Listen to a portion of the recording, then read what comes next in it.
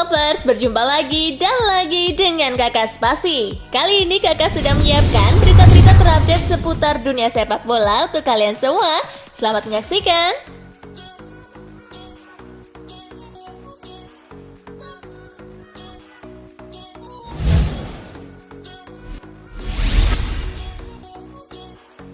Indonesia diajar Thailand 0-4 di leg pertama. Bermain di National Stadium, Chanatip Songkrasin membawa Thailand unggul cepat pada menit kedua. Here's Philip Roller. Chanatip! Thailand menambah gol lagi di babak kedua. Chanatip mencatatkan namanya di papan skor pada menit ke-52. He goes back to Chanatip. Goal!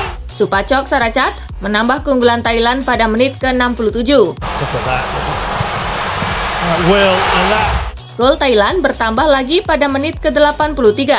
Bordin Pala menyelesaikan umpan dari Woracit Kanit Sribampen. Bordin Pala. Oh, another. Dengan hasil ini Indonesia mempunyai tugas yang sangat berat untuk membalik keadaan di leg kedua final Piala AFF 2020. Indonesia harus menang 5-0 atas Thailand untuk mewujudkan mimpi menjadi juara.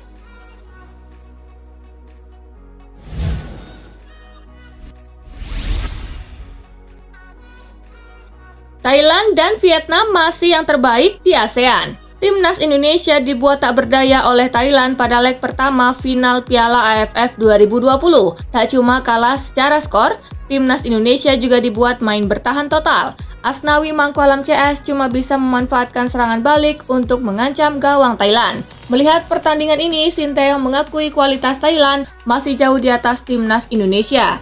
Ia pun menyebut Gajah Perang dan Vietnam masih yang terbaik di ASEAN.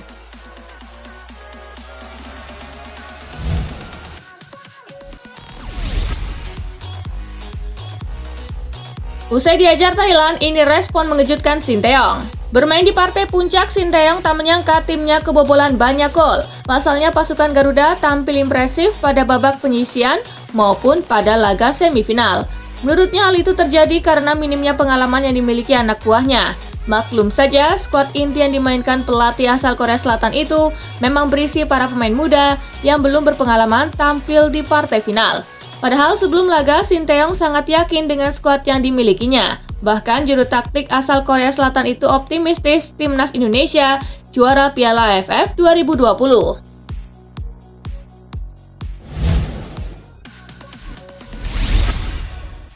Timnas Indonesia jadi tim yang kalah paling telak di sejarah final Piala AFF. Kekalahan Indonesia atas Thailand dengan skor 0-4 menjadi yang terbesar sepanjang sejarah final Piala AFF. Indonesia sebelumnya juga pernah kalah dari Thailand pada Piala AFF 2000. Saat itu Uston Nawawi dan kolega tumbang dengan skor 4-1. Selebihnya, laga final Piala AFF berlangsung dengan margin skor yang tak terlalu jauh. Tahun 2018 misalnya, Vietnam dan Malaysia yang bertarung di final mengakhiri duel dengan agregat 3-2. Vietnam imbang 2-2 di laga pertama lalu menang dengan skor 1-0 di leg kedua. Bahkan ketika Indonesia kalah dari Thailand pada final Piala AFF 2016, margin skornya pun tak jauh. Indonesia menang 2-1 di Stadion Pekansari lalu kalah 0-2 di Raja Manggala Stadium Bangkok. Jadilah hasil pada edisi 2020 menjadikan Timnas Indonesia sebagai tim yang kalah paling telak sepanjang final Piala AFF.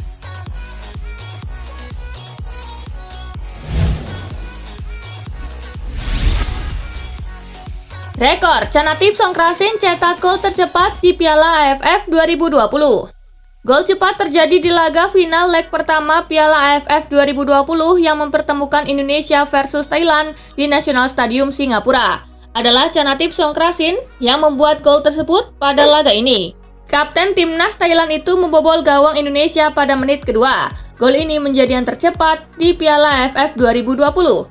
Sebelumnya, catatan gol tercepat di Piala AFF edisi ini dipegang pemain Vietnam, Nguyen Tin Linh. Ia mencetak gol pada menit ketiga dalam pertandingan melawan Kamboja di babak penyisian grup B.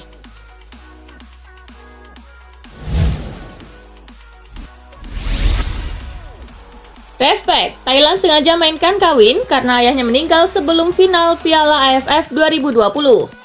Pelatih timnas Thailand, Mano Polking, punya alasan kuat mengapa memainkan kiper kawin Tamsat Chanan pada babak kedua. Kawin dimasukkan menggantikan Siwara Tetsungnon pada menit ke-75.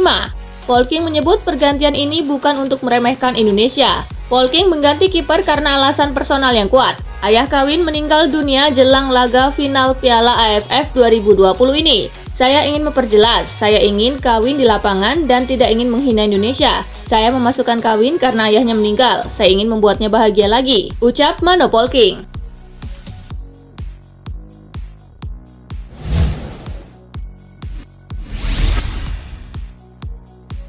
Januari 2022, Sociedad minta izin rekrut Mata dari Manchester United. Klub La Liga Real Sociedad dikabarkan berminat untuk memboyong Juan Mata dari Manchester United pada bulan Januari 2022 nanti. Spekulasi tersebut juga tak lepas dari situasi kontrak Juan Mata saat ini.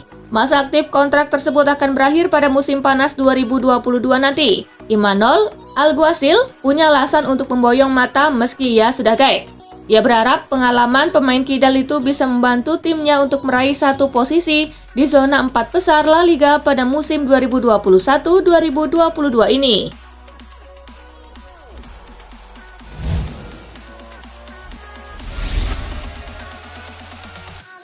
Arsenal didorong rekrut Calvert-Lewin untuk gantikan Aubameyang. Seiring masa depan Aubameyang yang penuh tanda tanya, Arsenal diyakini tengah mencari calon pengganti. Bek legendaris Arsenal, Lee Dixon, menyarankan Arsenal serius mempertimbangkan penyerang Everton Dominic Calvert-Lewin. Baru 24 tahun, Calvert-Lewin sebenarnya mengawali musim ini dengan baik, mencetak gol di 3 pekan pertama. Tetapi ia kemudian mengalami cedera yang memaksanya absen hingga saat ini. Musim lalu, Calvert-Lewin membuat 21 gol di seluruh ajang.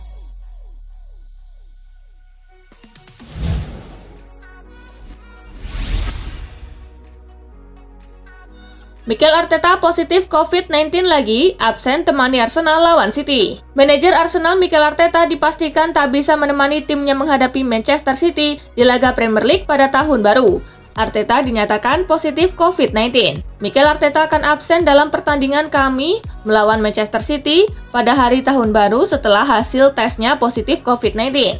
Mikel sudah menjalani isolasi mandiri sejalan dengan aturan pemerintah dan kami mendoakan ia segera pulih. Demikian pernyataan resmi Arsenal.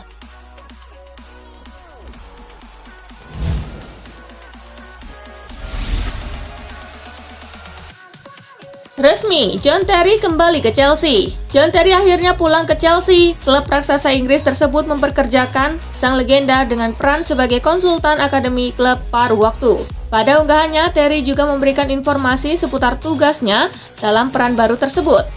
Ia terlibat dalam sesi latihan hingga menjadi mentor buat para pemain akademi The Blues.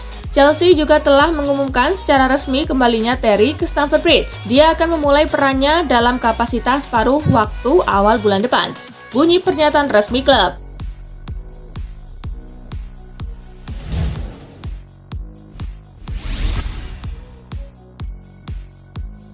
Brentford versus Manchester City. The Citizen menang, jauhi para rival. Duel Brentford versus City di lanjutan Premier League digelar di Brentford Community Stadium. Foden mencetak satu-satunya gol City di babak pertama. Gets it back a second time, delivers in, Phil Foden! City sempat 2 kali membobol gawang Brentford di paruh kedua, namun kedua gol tersebut dianulir karena Foden dan Aymeric Laporte berada dalam posisi offside. Ini jadi kemenangan ke-10 yang dicatat City secara beruntun di Premier League. Pasukan Pep Guardiola itu pun makin menjauh dari para rival yang terpeleset di pertandingan lainnya. Manchester City makin nyaman di puncak klasemen Liga Inggris dengan 50 poin dari 20 pertandingan, sementara Brentford ada di urutan ke-14 dengan 20 poin.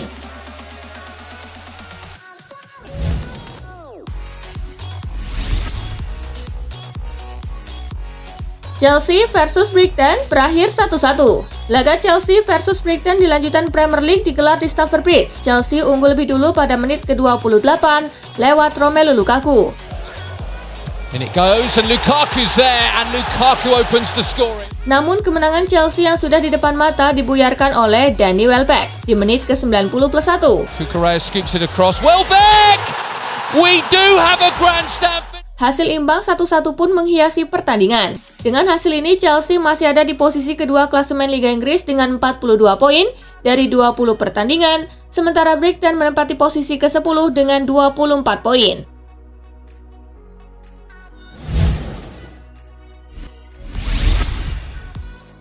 Stamford Bridge mulai tak angker, Brighton putus tren mandul di Stamford Bridge. Chelsea kehilangan 8 poin setelah melakoni 5 pertandingan kandang terakhir di Premier League. Rinciannya 4 kali laga berakhir seri 1-1 saat melawan Burnley, Manchester United, Everton, dan Brighton. Sementara 1 laga sisa berhasil meraup poin penuh dari Leeds United dengan skor 3-2. Selain itu, untuk pertama kalinya dalam sejarah klub, Brighton mencetak gol ke gawang Chelsea di Stamford Bridge. Brighton juga telah memenangkan lebih banyak poin berkat gol yang dicetak pada atau setelah menit ke-90 daripada tim manapun di Liga Primer musim ini.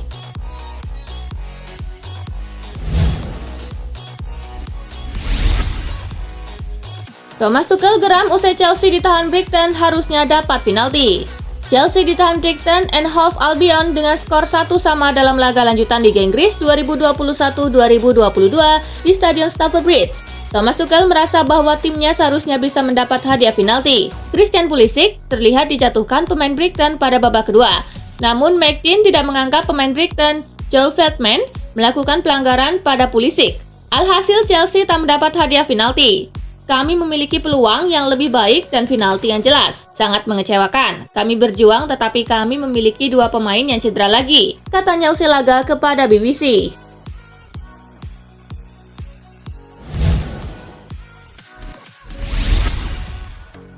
Usai ditahan imbang Brighton, Chelsea ketiban sial. Usai ditahan imbang oleh Brighton, Chelsea harus menerima kenyataan salah satu bintangnya Reece James mengalami cedera. Pemain berusia 22 tahun tersebut harus ditandu keluar lapangan dan digantikan Marcos Alonso di menit ke-27 setelah berbenturan dengan Tariq Lamptey. Jika dilihat dari raut wajahnya, Reece James mengalami cedera yang cukup serius. Hal ini tentu menjadi kerugian besar bagi The Blues. Pasalnya, cederanya Reece James menambah daftar panjang cedera Chelsea saat ini. Jika termasuk dirinya, maka total ada 4 pemain The Blues yang cedera.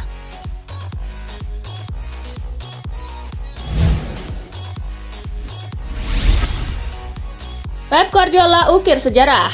Manchester City sanggup meraih kemenangan dalam 10 pertandingan terakhir di Liga Inggris 2021-2022 usai mengalahkan Brentford 1-0. Ternyata pencapaian ini sudah biasa didapatkan Manchester City di bawah asuhan Pep Guardiola. Oleh karena itu, Guardiola pun mengukir sejarah. Pasalnya, pasukan Pep Guardiola sudah 4 kali mencatatkan 10 kemenangan beruntun di Liga Inggris. Padahal sebelumnya tak ada satupun pelatih yang berhasil mengunci 10 kemenangan berturut-turut di Premier League lebih dari 2 kali.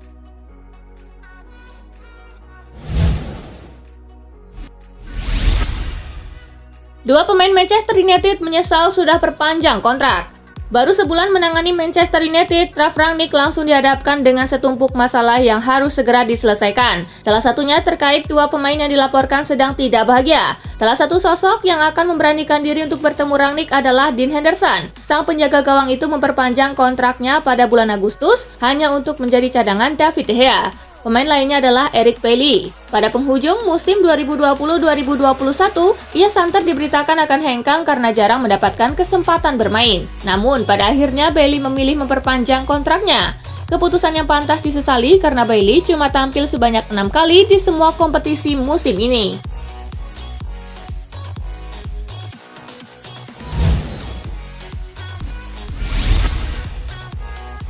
Xavi dan Dembele positif COVID-19, Xavi bakal pusing pilih tim Barcelona.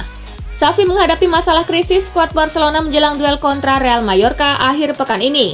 Ada banyak pemain yang absen karena positif COVID-19. Teranyar, Barcelona mengumumkan 3 nama pemain yang harus menjalani isolasi mandiri. Ketiganya adalah Ousmane Dembele, Samuel Umtiti, dan Pablo Gavi. Sebelumnya sudah ada kasus Jordi Alba, Alejandro Balde, Clement Lenglet, dan Dani Alves yang juga harus menjalani isolasi mandiri. Mereka belum bisa membela tim akhir pekan ini.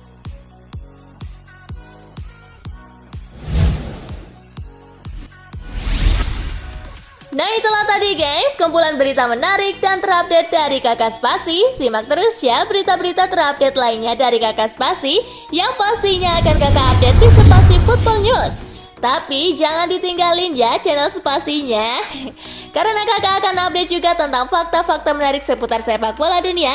Dan jangan lupa untuk terus di like, comment, share, dan juga subscribe ya. See you guys!